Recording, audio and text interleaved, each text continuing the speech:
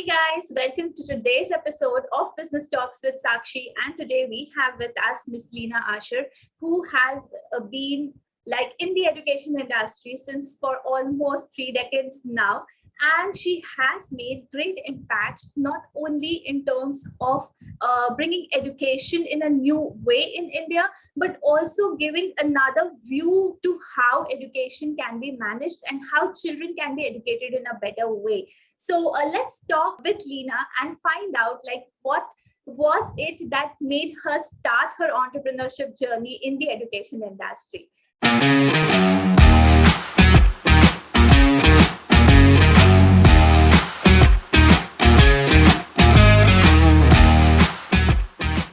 Hi, Lina. Welcome to the show today.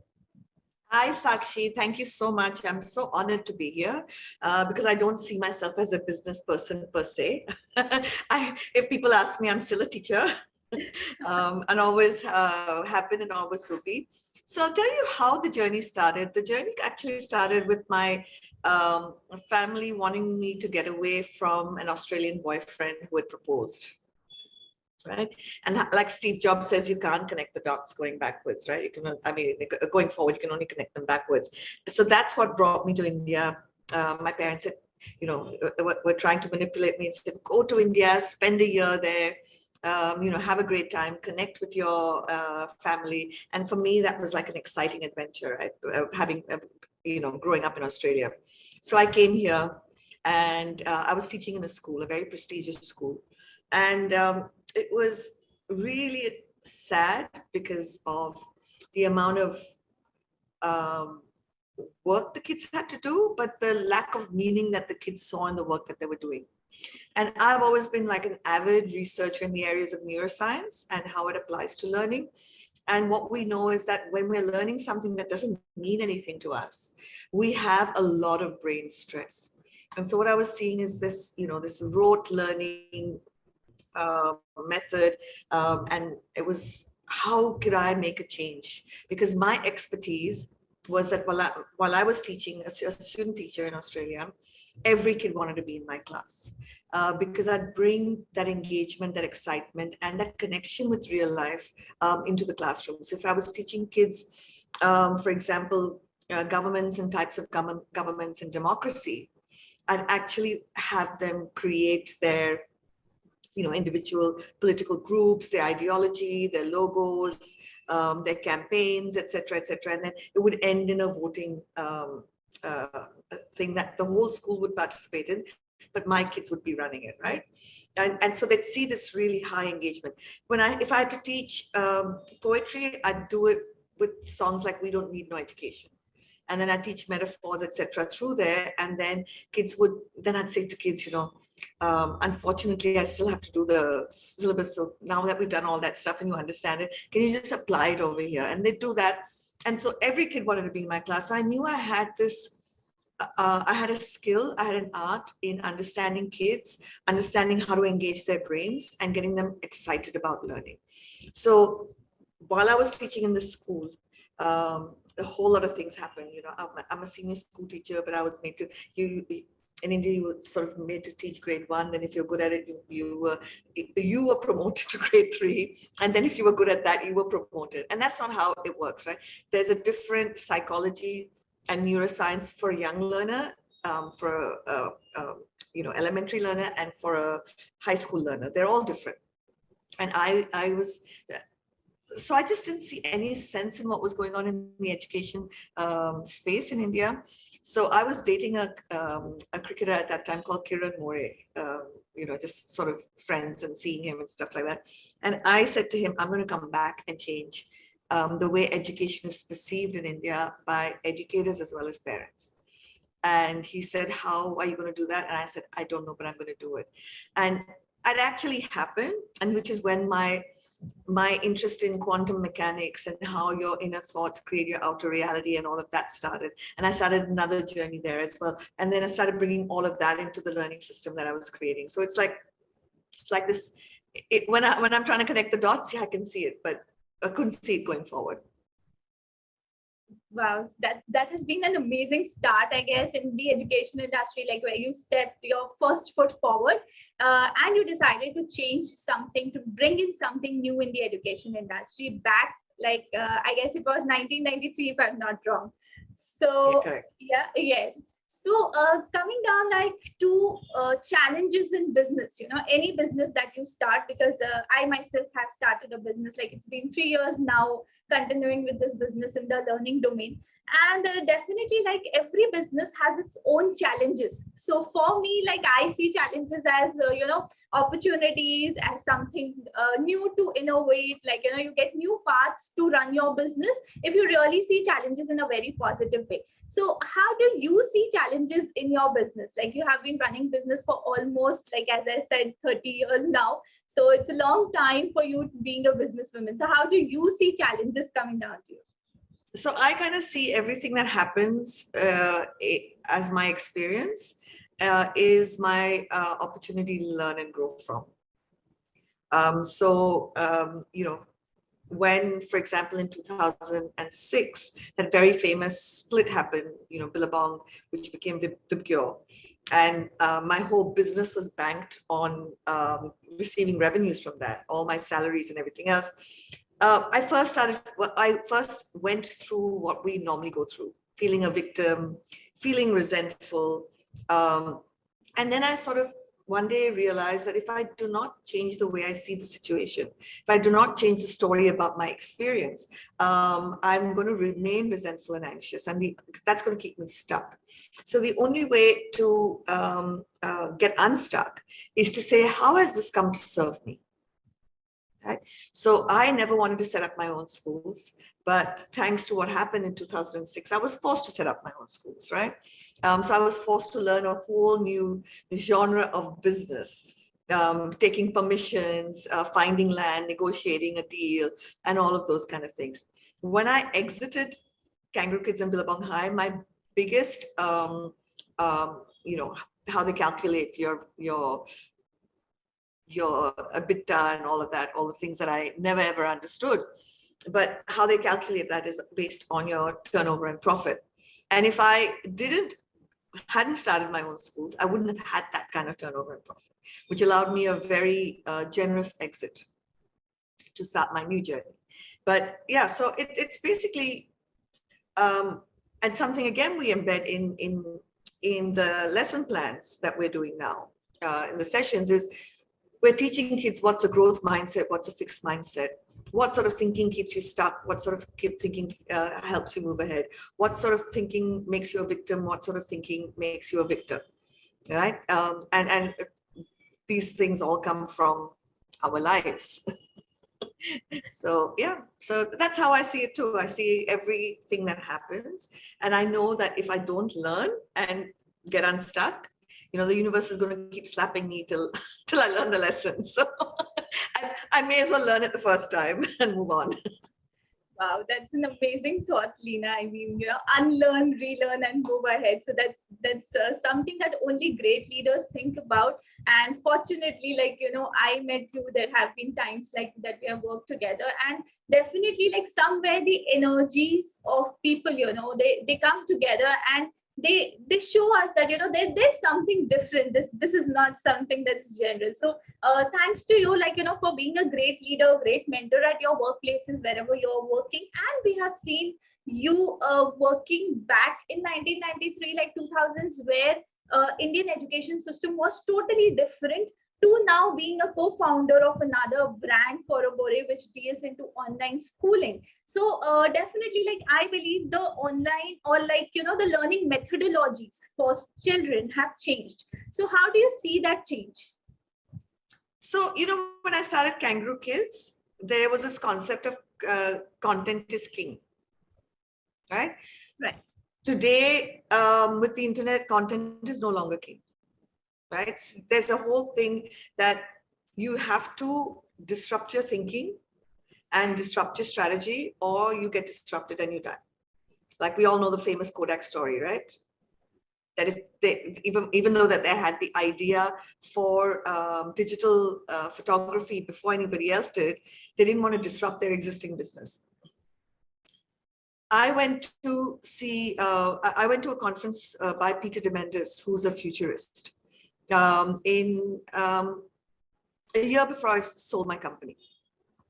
And it sort of opened my eyes to my journey's always been about impact, but when you're stuck in the brick and mortar, the impact is very limited because you've got you've got the investors who need to come in and the investments that need to come in, and then you have to make those investments work, and then you have to make one school successful before you can do another, and you have to take all those things in your head.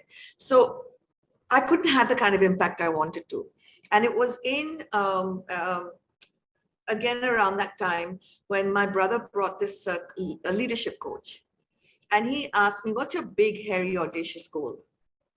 And I said, 1 billion kids. So he actually said, well, you're not going to get it. You're not going to get 1 billion kids doing what you're doing. Because if you can affect 1 billion children with thinking in ways that are kind for themselves, is kind for humanity, and is kind for the planet, then we have an opportunity to have made a difference through our life. And my life mission is, when I die, I want the world to be a little kinder, a little nicer, and a little gentler than it is today. So that big, hairy, audacious goal, I had to reimagine and re-engineer how I was seeing what I was doing. So I had to see a new horizon. And it's at that time, when I came back, and I talked to the universe all the time. And one of the people I've interviewed, who studies the Earth's magnetic field, says that people like Nikola Tesla, people like Einstein, actually had a deeper connection with the universe's magnetic field. And so whether we see ourselves as one giant consciousness, and that we can tap into each other's consciousness, and so many experiments are done with monkeys and stuff like that. One monkey, it learns to do something in one area of the jungle, never meets this other monkey, but these other monkeys start to learn how to do it as well, right? So there are things we can't explain about the human brain and intelligence. So I put my wish out there that it's time for me to sell this so I can re-engineer what I'm doing. Because very often it's easier to start from scratch than try to modify an existing business. And then I took all the mistakes I'd made with people, with culture, with all of those things. And I said, these mistakes I'm never going to repeat in this new company. So the culture of the company is driven by me. I don't know. I don't know how long your journey was. I don't recall. But, I used to always say, why is there so much politics in the organization? Why isn't everyone collaborating and working together? So I took these problems. I took parents' problems. I took children's problems. I took teachers' problems. And I took my problems. And then I started building solutions around that. So there's no hierarchy in this new organization. Percentages of profits goes to the core team, right? And a pretty high percentage. And that percentage gets given out as, I give you currency, Saakshi, this is your currency to share. Now you will decide, you can't keep your own currency, but you will decide who's helped you be the best version of yourself. So these things where, so I don't want hierarchy. I don't want competition. I don't want people trying to climb over each other to get to the top. Yeah, the Brave New World is about collaboration. It's about being kind to each other. It's about me helping you, you helping me, and in doing that, we're becoming better versions of ourselves and better versions of what the organization needs, right? So and this time I put the learner in the center. Any decision. So if anybody comes in, it's very clear. The decision that you make is this in the best long-term interest of the child? Whether you're taking a decision about money, so it's whether it's a CFO type decision, it's a CEO type decision, it's an instructional designer type of decision. It all comes from, is this in the best interest of the learner? So anyway, I put that wish out there. My company got sold, and I could start all over. That's amazing, Lina. So like, we have seen you coming like from a background like where, you left your, you did your education, you came back to India, you started everything. And then you started to bring about a change, and you're bringing a positive change right now also with your current venture. And during this whole journey of like, building a big, I could say like a big business model in the education industry, we see Kangaroo Kids and Billabong High International have had a very good business model, which is a franchise-based business model. So is there something like, that you can throw light upon, like how this model actually helped you to spread your vision across cities in India? So, I didn't start with capital. So the only way to do something with my expertise was to be like a consultant or to franchise.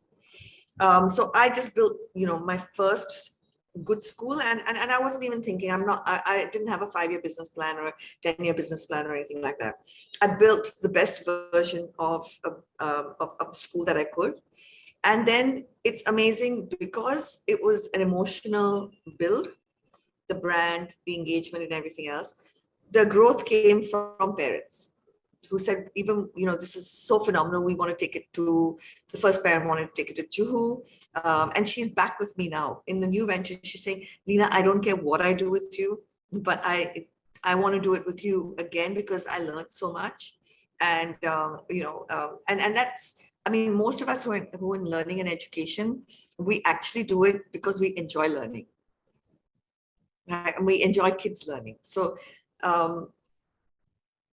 what franchising does, it gives you the ability to scale your brand with minimum amount of money, right? Because you're actually consulting on your, on what your expertise is.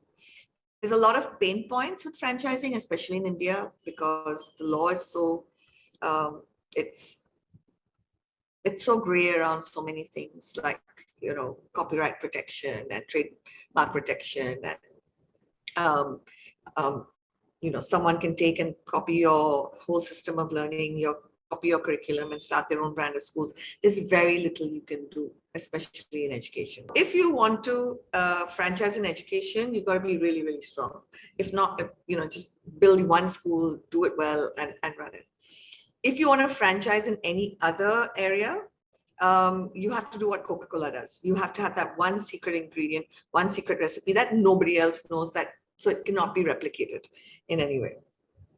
Scaling a business, I guess, doesn't come at like, a low cost thing, because it takes double your energy than managing your like your own flagship thing. But then moving to a scaling model with a franchisee, specialized into franchisee kind of a model, it definitely takes more kind of energy, more attention.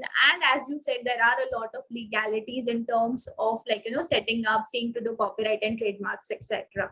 So definitely, like, the journey of any business starts with raising awareness about what changes are you bringing in your business. If you are really doing something different from what others are doing, that's like, as far as I understand till now, like that's what I have learned through my mentors. So definitely, like in your area, like, in the education industry, where we know that we need to educate children on the new things that are happening in the world.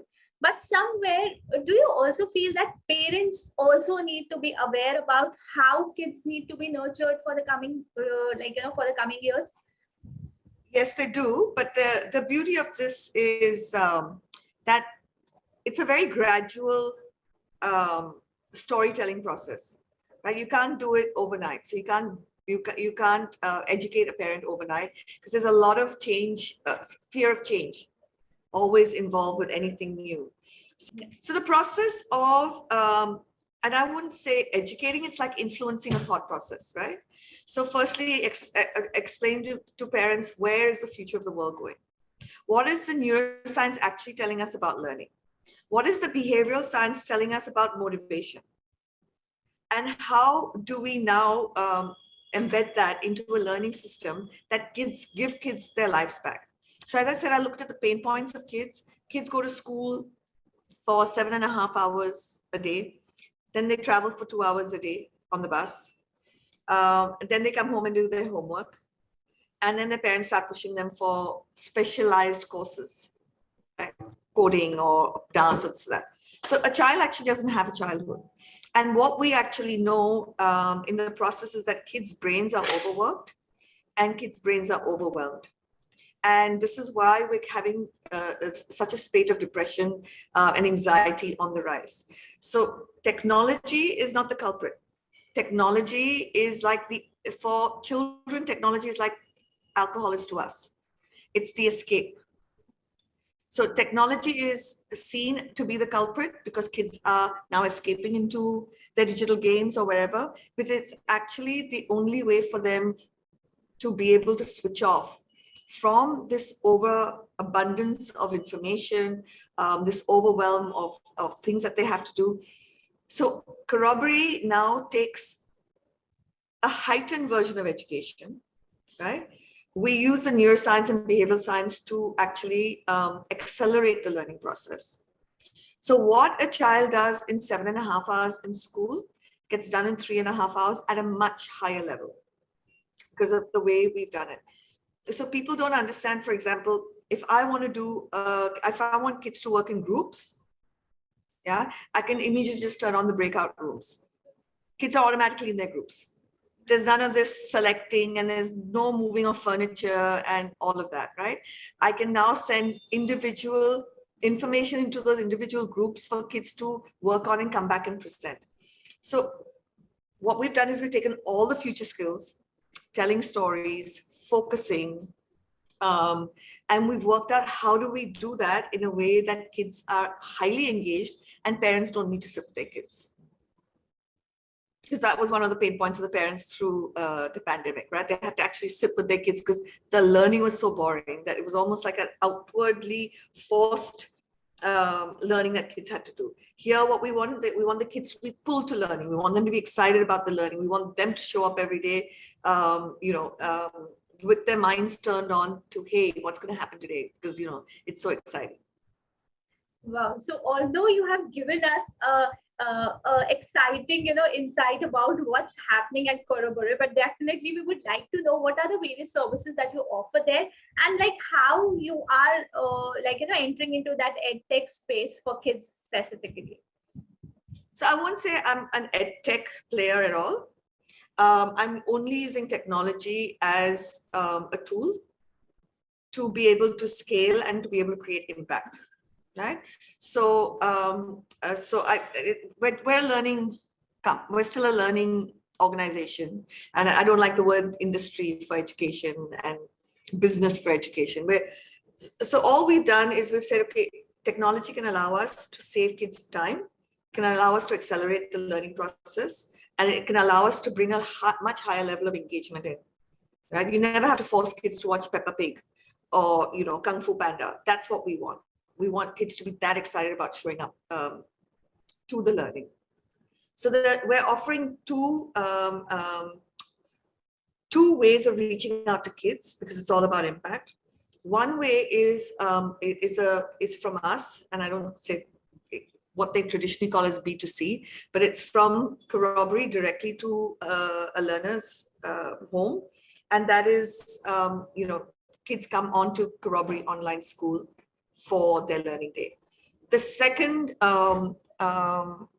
way we are reaching to kids is we are offering the Dreamtime Learning System to schools. So they can complete that learning cycle in the 3.5 hours. And now kids within the school can do specialized learning. So something that's actually piqued their interest, made them curious, they can do a project-based learning on that. They can choose to do coding or performing arts or creative arts. They can choose to do whatever it is they want to do because that's what they're interested in. See, no one has to tell me, Lina, sit down to work. I wake up and I'm charged and I'm at my table and I'm always thinking about it. Even if I'm not actually, even in the night, my mind is buzzing, oh, this idea. because I'm so excited by what I'm doing, because it has so much meaning for me. This won't have as much meaning for, say, somebody who's interested in something else. So the whole purpose of Korroboree is to help each child find meaning, purpose, or what we call ikigai, through them finishing the generalized learning in a shortened span of time, and then having this extended period of free time to do two things. One is to do specialized learning, and the second is to engage in unstructured play. Right? Because unstructured play is actually the biggest predictor of success, of having people skills, of having emotional literacy skills, of having all the future skills that people need, that kids need. It comes through unstructured play. So we're giving kids back their childhood, giving them time for all these things. Wow. So the like with the kind of amazing thought process that you have today, and like you have been always having that with you, but you have been nurturing that again and again to create a high impact in on the society. So what is the vision that you see with Korroboree in the next 5 years to come? So as I say, I never do that. There's the power of now. There's a power of living in this moment. And that's what I want everyone to imbibe as a child, so in their way future. There's no use thinking about the past. There's no use thinking about the future. There's only this moment. How can I be the best possible I can be in this moment? Every day I rock up saying, what do I need to do today to be the best version of myself, and this learning organization to be the best version of itself? Because organizations also like have a life, breath, soul, brand personality, all of those things, right? So these are the only two questions, and it's only about today. Yes, my big, hairy, audacious goal is 1 billion kids. I don't know when I'll reach there. Like my big, hairy, audacious goal when I left Australia to come to India was I wanted to change the way education is perceived by parents and educators. We played a large role in that happening. Is it measurable? No. Is 1 billion kids measurable? Yes. But whether it happens directly through Korroboree, Dreamtime Learning System, I think once again we're going to show people that there's a new way of getting kids excited and learning every day. That's so powerful, Lina. I mean, you take care of yourself today and like the days to come. You think about now the current moment as to what you can do best. I think that's the biggest learning of today's session. So coming down to like the young entrepreneurs or the young educators here, I would specify with the word educators, because anyone who comes into the education industry and wants to start something of their own, a little venture in terms of educating other like parents or students, or maybe like the teachers itself, the other educators itself. So we have different models in the education side. And so what could be your best message or the best advice to them, like the educators for the future? So one is, I forgot to add, our system can be taken by a teacher as well, right? And she can teach. So say teachers have their own brand personality, which we've kind of lost that notion along the way. Everyone wants to be in Miss So-and-so's class because she's got a brand personality and a monopoly, which is only hers, that kids and parents love. So one is that any teacher can take our Dreamtime Learning System and use it to teach, right? So they can build their own business around that. The second thing is going back to talk to anyone who wants to be in and I wouldn't just say in education, I think in anything, is to find out where's the intersection of your ikigai, where's that personal monopoly that you have, that we all have this uniqueness that we have to find and nurture. So if you look at my personal monopoly, it lies in my interest in neuroscience, in behavioral science, and the future context of where the world's going, right? So I keep reading, researching, learning more about these three, and that's where my expertise now has started to sit in. Somebody else could be at the intersection of, special needs, neuroplasticity, and something else. So you have to firstly come from an area of interest, because if you are going to be an entrepreneur, life is not easy. There are bumps, there are hurdles, there are speed breakers, there's all of that involved, right?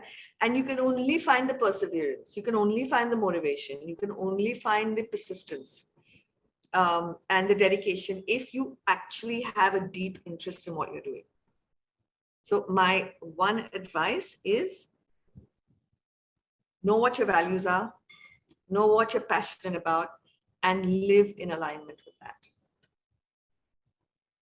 That's an amazing advice, Lina. Thank you for coming down, talking to us for a few minutes, sharing so many lovely insights with us. I know somewhere it will definitely help some of the entrepreneurs come up to another level, gain another level in their own businesses, try to make a difference from the point of adding value to how we can impart education to children, how we can be better educators collaboratively rather than just working in our small zones alone. So definitely very powerful insights, very powerful messages that you have been able to give our team and the people who are watching us through this episode today. So thank you, and me and my team at Mindynamics, we wish you really years of success to come, and wish you a very healthy and enriching life that you will always enjoy today.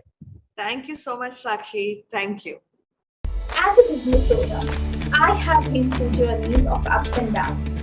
I have been through a journey where my physical health was not supporting my mental health, and that both started conflicting and it started affecting my business. I know many of you are in such situations. I know we are in such situations as a solo business entrepreneur where we get stuck at one place and we find it very difficult to move on. Fortunately, I had mentors in my life who supported me always and helped me at every stage of my business. I could get this, but I know many people don't get this all. I could relate to the concept because I was from a corporate background. But I know the pains of the people who are not from a corporate background. They have never done jobs, but they start with a business model. Now, if you are someone who is a small business owner or who is a solo entrepreneur running the business solely, then I have something for you. Here is a book that I have curated especially for solo entrepreneurs and small business owners, where we bifurcate each strategic plan for your business in 10 chapters. After every chapter, we have a strategic plan, an action plan that helps you design the strategy for your business. And we have some motivational stories, some business secrets revealed by some of the top entrepreneurs who are successfully doing their business today. So we have my experience, my knowledge and expertise, and experiences and secrets from the topmost business owners who have created the topmost business models and they are running it successfully today. So to build your master plan to run a business in today's digital age, this is a must-buy book for you. If you want to buy, the process is simple. Right away, just click down in the description box, click on the link and grab your copy today.